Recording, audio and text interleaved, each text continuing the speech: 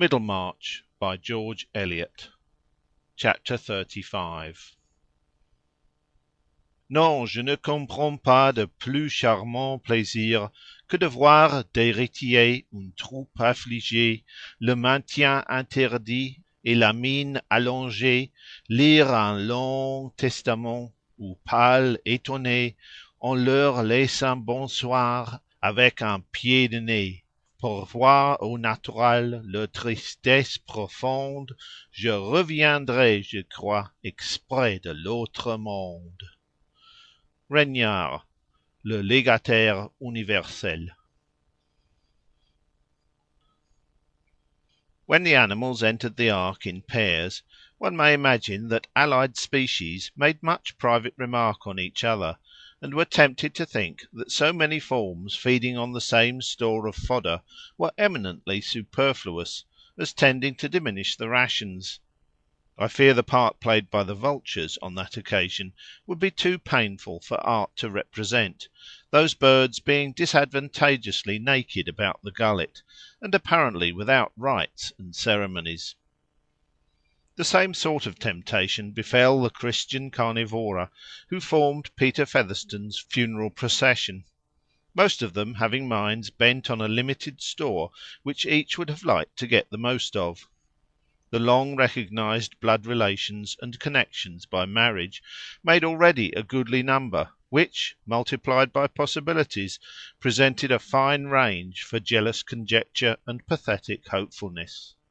Jealousy of the Vincys had created a fellowship in hostility among all persons of the Featherstone blood, so that in the absence of any decided indication that one of themselves was to have more than the rest, the dread lest that long-legged Fred Vincy should have the land was necessarily dominant, though it left abundant feeling and leisure for vaguer jealousies, such as were entertained towards Mary Garth. Solomon found time to reflect that Jonah was undeserving, and Jonah to abuse Solomon as greedy. Jane, the elder sister, held that Martha's children ought not to expect so much as the young Walls, and Martha, more lax on the subject of primogeniture, was sorry to think that Jane was so having. These nearest of kin were naturally impressed with the unreasonableness of expectations in cousins and second cousins, and used their arithmetic in reckoning the large sums that small legacies might mount to, if there were too many of them. 2 cousins were present to hear the will, and a second cousin besides Mr. Trumbull. This second cousin was a Middlemarch mercer of polite manners and superfluous aspirates. The 2 cousins were elderly men from Brassing, one of them conscious of claims on the score of inconvenient expense sustained by him in presents of oysters and other eatables to his rich cousin Peter; the other entirely saturnine, leaning his hands and chin on a stick, and conscious of claims based on no narrow performance, but on merit generally. Both blameless citizens of Brassing, who wished that Jonah Featherstone did not live there. The wit of a family is usually best received among strangers. "Why, Trumbull himself is pretty sure of 500. That you may depend. I shouldn't wonder if my brother promised him," said Solomon, musing aloud with his sisters the evening before the funeral. "Dear, dear!" said poor sister Martha, whose imagination of hundreds had been habitually narrowed to the amount of her unpaid rent. But in the morning all the ordinary currents of conjecture were disturbed by the presence of a strange mourner, who had plashed among them as if from the moon. This was the stranger described by Mrs. Cadwallader as Frog-Face, a man perhaps about 2 or 3 and 30, whose prominent eyes, thin-lipped, downward-curved mouth, and hair sleekly brushed away from a forehead that sank suddenly above the ridge of the eyebrows, certainly gave his face a batrachian unchangeableness of expression. Here clearly was a new legatee, else why was he bidden as a mourner? Here were new possibilities, raising a new uncertainty, which almost checked remark in the mourning coaches. We are all humiliated by the sudden discovery of a fact which has existed very comfortably and perhaps been staring at us in private while we have been making up our world entirely without it. No one had seen this questionable stranger before except Mary Garth, and she knew nothing more of him than that he had twice been to Stone Court when Mr. Featherstone was downstairs, and had sat alone with him for several hours. She had found an opportunity of mentioning this to her father, and perhaps Caleb's were the only eyes, except the lawyer's, which examined the stranger with more of inquiry than of disgust or suspicion. Caleb Garth, having little expectation and less cupidity, was interested in the verification of his own guesses, and the calmness with which he half smilingly rubbed his chin, and shot intelligent glances, much as if he were valuing a tree, made a fine contrast with the alarm or scorn visible in other faces when the unknown mourner, whose name was understood to be Rigg, entered the wainscoted parlour and took his seat near the door to make part of the audience when the will should be read. Just then Mr. Solomon and Mr. Jonah were gone upstairs with the lawyer to search for the will, and Mrs. Wall, seeing two vacant seats between herself and Mr. Borthrop Trumbull, had the spirit to move next to that great authority, who was handling his watch-seals and trimming his outlines, with a determination not to show anything so compromising to a man of ability as wonder or surprise. "I suppose you know everything about what my poor brother's done, Mr. Trumbull," said Mrs. Wall, in the lowest of her woolly tones, while she turned her crape-shadowed bonnet towards Mr. Trumbull's ear. "My good lady, whatever was told me was told in confidence," said the auctioneer, putting his hand up to screen that secret. "Them who've made sure of their good luck may be disappointed yet," Mrs. Wall continued, finding some relief in this communication. "Hopes are often delusive," said Mr. Trumbull, still in confidence. "Ah," said Mrs. Wall, looking across at the Vincys, and then moving back to the side of her sister Martha. "It's wonderful how close poor Peter was," she said, in the same undertones. "We none of us know what he might have had on his mind. I only hope and trust he wasn't a worse liver than we think of, Martha." Poor Mrs. Crench was bulky, and breathing asthmatically had the additional motive for making her remarks unexceptionable, and giving them a general bearing, that even her whispers were loud, and liable to sudden bursts like those of a deranged barrel organ. "I never was covetous, Jane," she replied, "but I have 6 children, and have buried 3, and I didn't marry into money. The eldest, that sits there, is but 19, so I leave you to guess. And stock always short, and land most awkward. But if ever I've begged and prayed, it's been to God above, though where there's one brother a bachelor, and the other childless after twice marrying, anybody might think—" Meanwhile Mr. Vincey had glanced at the passive face of Mr. Rigg, and had taken out his snuff-box and tapped it, but had put it back again unopened, as an indulgence which, however clarifying to the judgment, was unsuited to the occasion. "I shouldn't wonder if Featherstone had better feelings than any of us gave him credit for," he observed, in the ear of his wife. "This funeral shows a thought about everybody. It looks well when a man wants to be followed by his friends, and if they are humble, not to be ashamed of them. I should be all the better pleased if he'd left lots of small legacies. They may be uncommonly useful to fellows in a small way." "Everything is as handsome as could be, crape and silk and everything," said Mrs. Vincey contentedly. But I am sorry to say that Fred was under some difficulty in repressing a laugh, which would have been more unsuitable than his father's snuff-box.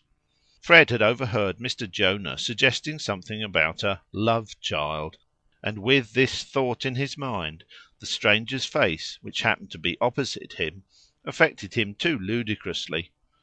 Mary Garth, discerning his distress in the twitchings of his mouth and his recourse to a cough, came cleverly to his rescue by asking him to change seats with her, so that he got into a shadowy corner.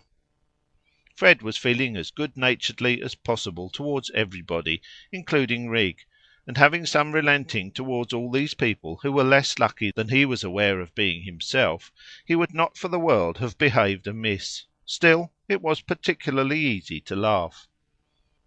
But the entrance of the lawyer and the two brothers drew everyone's attention.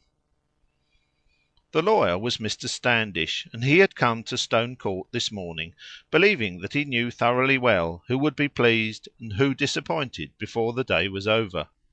The will he expected to read was the last of three which he had drawn up for Mr. Featherstone. Mr. Standish was not a man who varied his manners. He behaved with the same deep-voiced, off-hand civility to everybody, as if he saw no difference in them, and talked chiefly of the hay-crop, which would be "very fine, by God," of the last bulletins concerning the King, and of the Duke of Clarence, who was a sailor, every inch of him, and just the man to rule over an island like Britain. Old Featherstone had often reflected, as he sat looking at the fire, that Standish would be surprised some day. It is true that if he had done as he liked at the last, and burnt the will drawn up by another lawyer, he would not have secured that minor end. Still, he had had his pleasure in ruminating on it. And certainly Mr. Standish was surprised, but not at all sorry. On the contrary, he rather enjoyed the zest of a little curiosity in his own mind, which the discovery of a second will added to the prospective amazement on the part of the Featherstone family. As to the sentiments of Solomon and Jonah, they were held in utter suspense. It seemed to them that the old will would have had a certain validity, and that there might be such an interlacement of poor Peter's former and latter intentions as to create endless lawing before anybody came by their own, an inconvenience which would have at least the advantage of going all round. Hence the brothers showed a thoroughly neutral gravity as they re-entered with Mr. Standish. But Solomon took out his white handkerchief again, with a sense that in any case there would be affecting passages, and crying at funerals, however dry, was customarily served up in lawn. Perhaps the person who felt the most throbbing excitement at this moment was Mary Garth, in the consciousness that it was she who had virtually determined the production of this second will, which might have momentous effects on the lot of some persons present. No soul except herself knew what had passed on that final night. "The will I hold in my hand," said Mr. Standish, who, seated at the table in the middle of the room, took his time about everything, including the coughs with which he showed a disposition to clear his voice, "was drawn up by myself and executed by our deceased friend on the 9th of August, 1825. But I find that there is a subsequent instrument hitherto unknown to me, bearing date the 20th of July, 1826, hardly a year later than the previous one. And there is farther, I see." Mr. Standish was cautiously travelling over the document with his spectacles, "a codicil to this latter will, bearing date March the 1st, 1828. "Dear, dear," said Sister Martha, not meaning to be audible, but driven to some articulation under this pressure of dates. "I shall begin by reading the earlier will," continued Mr. Standish, "since such, as appears by his not having destroyed the document, was the intention of deceased." The preamble was felt to be rather long, and several besides Solomon shook their heads pathetically, looking on the ground. All eyes avoided meeting other eyes, and were chiefly fixed either on the spots in the tablecloth or on Mr. Standish's bald head, excepting Mary Garth's. When all the rest were trying to look nowhere in particular, it was safe for her to look at them, and at the sound of the first "give and bequeath," she could see all complexions changing subtly, as if some faint vibration were passing through them, save that of Mr. Rigg. He sat in unaltered calm, and in fact the company, preoccupied with more important problems, and with the complication of listening to bequests which might or might not be revoked, had ceased to think of him. Fred blushed, and Mr. Vincy found it impossible to do without his snuff-box in his hand, though he kept it closed. The small bequests came first, and even the recollection that there was another will, and that poor Peter might have thought better of it, could not quell the rising disgust and indignation. One likes to be done well by in every tense, past, present, and future, and here was Peter capable, 5 years ago, of leaving only 200 apiece to his own brothers and sisters, and only 100 apiece to his own nephews and nieces. The Garths were not mentioned, but Mrs. Vincy and Rosamond were each to have 100. Mr. Trumbull was to have the gold-headed cane and £50. The other second cousins and the cousins present were each to have the like handsome sum, which, as the saturnine cousin observed, was a sort of legacy that left a man nowhere, and there was much more of such offensive dribbling in favour of persons not present, problematical, and, it was to be feared, low connections. Altogether, reckoning hastily, here were about 3000 disposed of. Where then had Peter meant the rest of the money to go, and where the land? And what was revoked, and what not revoked? And was the revocation for better or for worse? All emotion must be conditional, and might turn out to be the wrong thing. The men were strong enough to bear up and keep quiet under this confused suspense, some letting their lower lip fall, others pursing it up, according to the habit of their muscles. But Jane and Martha sank under the rush of questions, and began to cry, poor Mrs. Cranch being half moved with the consolation of getting any hundreds at all, without working for them, and half aware that her share was scanty, whereas Mrs. Wall's mind was entirely flooded with the sense of being an own sister, and getting little, while somebody else was to have much.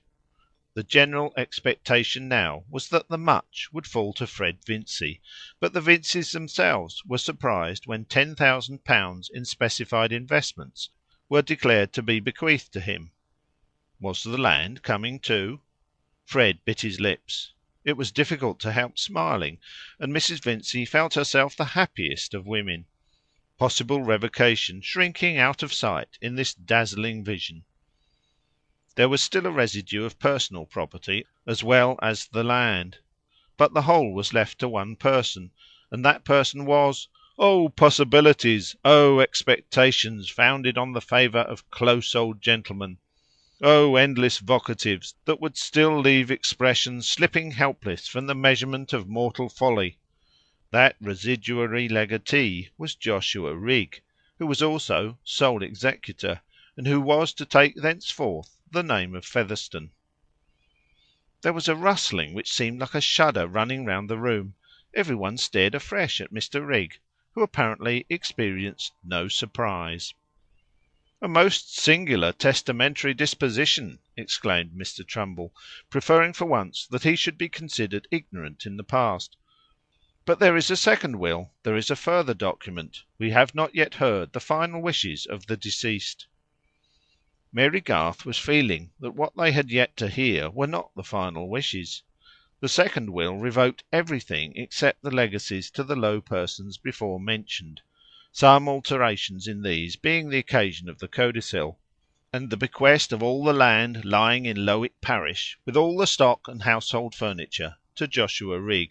The residue of the property was to be devoted to the erection and endowment of almshouses for old men, to be called Featherstone's Almshouses, and to be built on a piece of land near Middlemarch, already bought for the purpose by the testator, he wishing, so the document declared, to please God Almighty. Nobody present had a farthing, but Mr. Trumbull had the gold-headed cane. It took some time for the company to recover the power of expression. Mary dared not look at Fred. Mr. Vincy was the first to speak, after using his snuff-box energetically, and he spoke with loud indignation. "The most unaccountable will I ever heard! I should say he was not in his right mind when he made it. I should say this last will was void," added Mr. Vincy, feeling that this expression put the thing in the true light. "Eh, Standish?" "Our deceased friend always knew what he was about, I think," said Mr. Standish. "Everything is quite regular. Here is a letter from Clements of Brassing tied with the will. He drew it up. a very respectable solicitor. "I never noticed any alienation of mind, any aberration of intellect in the late Mr. Featherstone," said Borthrop Trumbull, "but I call this will eccentric. I was always willingly of service to the old soul, and he intimated pretty plainly a sense of obligation which would show itself in his will. The gold-headed cane is farcical, considered as an acknowledgment to me, but happily I am above mercenary considerations." "There's nothing very surprising in the matter that I can see," said Caleb Garth. "Anybody might have had more reason for wondering if the will had been what you might expect from an open-minded, straightforward man. For my part, I wish there was no such thing as a will." "That's a strange sentiment to come from a Christian man, by God!" said the lawyer. "I should like to know how you will back that up, Garth." "Oh," said Caleb, leaning forward, adjusting his finger-tips with nicety, and looking meditatively on the ground. It always seemed to him that words were the hardest part of business. But here Mr. Jonah Featherstone made himself heard. "Well, he always was a fine hypocrite, was my brother Peter. But this will cuts out everything. If I had known a waggon and 6 horses shouldn't have drawn me from Brassing, I'll put a white hat and drab coat on to-morrow." "Dear, dear!" wept Mrs. Cranch. "And we've been at the expense of travelling, and that poor lad sitting idle here so long. It's the first time I ever heard my brother Peter was so wishful to please God Almighty. But if I was to be struck helpless, I must say it's hard. I can think no other." "It'll do him no good where he's gone, that's my belief," said Solomon, with a bitterness which was remarkably genuine, though his tone could not help being sly. "Peter was a bad liver, and almshouses won't cover it when he's had the impudence to show it at the last, and all the while had got his own lawful family, brothers and sisters, and nephews and nieces, and has sat in church with 'em whenever he thought well to come," said Mrs. Wall, "and might have left his property so respectable to them that's never been used to extravagance or unsteadiness in no manner of way, and not so poor but what they could have saved every penny, and made more of it. And me, the trouble I've been at, times and times, to come here and be sisterly, and him with things on his mind all the while that might make anybody's flesh creep. But if the Almighty's allowed it, he means to punish him for it. Brother Solomon, I shall be going, if you'll drive me." "I've no desire to put my foot on the premises again," said Solomon. "I've got land of my own and property of my own to will away." "It's a poor tale how luck goes in the world," said Jonah. "It never answers to have a bit of spirit in you. You'd better be a dog in the manger. But those above ground might learn a lesson. One fool's will is enough in a family." "There's more ways than one of being a fool," said Solomon. "I shan't leave my money to be poured down the sink, and I shan't leave it to fondlings from Africay. I like Featherstones that were brewed such, and not turned Featherstones with sticking the name on 'em." Solomon addressed these remarks in a loud aside to Mrs. Wall, and he rose to accompany her. Brother Jonah felt himself capable of much more stinging wit than this, but he reflected that there was no use in offending the new proprietor of Stone Court until you were certain that he was quite without intentions of hospitality towards witty men whose name he was about to bear. Mr. Joshua Rigg, in fact, appeared to trouble himself little about any innuendos, but showed a notable change of manner, walking coolly up to Mr. Standish, and putting business questions with much coolness. He had a high chirping voice and a vile accent. Fred, whom he no longer moved to laughter, thought him the lowest monster he had ever seen, but Fred was feeling rather sick. The Middlemarch mercer waited for an opportunity of engaging Mr. Rigg in conversation. There was no knowing how many pairs of legs the new proprietor might require hose for, and profits were more to be relied on than legacies. Also the mercer, as a second cousin, was dispassionate enough to feel curiosity. Mr. Vincy, after his one outburst, had remained proudly silent, though too much preoccupied with unpleasant feelings to think of moving, till he observed that his wife had gone to Fred's side, and was crying silently while she held her darling's hand. He rose immediately, and turning his back on the company, while he said to her in an undertone, "Don't give way, Lucy. Don't make a fool of yourself, my dear, before these people." He added, in his usual loud voice, "Go and order the phaeton, Fred. I have no time to waste." Mary Garth had before this been getting ready to go home with her father. She met Fred in the hall, and now for the first time had the courage to look at him. He had that withered sort of paleness which will sometimes come on young faces, and his hand was very cold when she shook it. Mary, too, was agitated.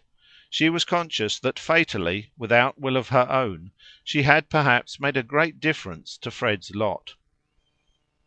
"Good bye," she said, with affectionate sadness. "Be brave, Fred. I do believe you are better without the money. What was the good of it to Mr. Featherstone?" "That's all very fine," said Fred, pettishly. "What is a fellow to do? I must go into the church now." He knew that this would vex Mary. Very well, then she must tell him what else he could do. "And I thought I should be able to pay your father at once and make everything right. And you have not even £100 left you. What shall you do now, Mary?" "Take another situation, of course, as soon as I can get one. My father has enough to do to keep the rest without me. Good bye." In a very short time Stone Court was cleared of well-brewed Featherstones and other long accustomed visitors. Another stranger had been brought to settle in the neighbourhood of Middlemarch, but in the case of Mr. Rigg Featherstone there was more discontent with immediate visible consequences than speculation as to the effect which his presence might have in the future. No soul was prophetic enough to have any foreboding as to what might appear on the trail of Joshua Rigg. And here I am naturally led to reflect on the means of elevating a low subject. Historical parallels are remarkably efficient in this way. The chief objection to them is, that the diligent narrator may lack space, or, what is often the same thing, may not be able to think of them with any degree of particularity, though he may have a philosophical confidence that if known they would be illustrative. It seems an easier and shorter way to dignity to observe that, since there never was a true story which could not be told in parables, where you might put a monkey for a Margrave, and vice versa, whatever has been or is to be narrated by me about low people may be ennobled by being considered a parable, so that if any bad habits and ugly consequences are brought into view, the reader may have the relief of regarding them as not more than figuratively ungenteel, and may feel himself virtually in company with persons of some style. Thus, while I tell the truth about Lubies, my reader's imagination need not be entirely excluded from an occupation with lords, and the petty sums which any bankrupt of high standing would be sorry to retire upon may be lifted to the level of high commercial transactions by the inexpensive addition of proportional ciphers. As to any provincial history in which the agents are all of high moral rank, that must be of a date long posterior to the first Reform Bill, and Peter Featherstone, you perceive, was dead and buried some months before Lord Grey came into office. Chapter 35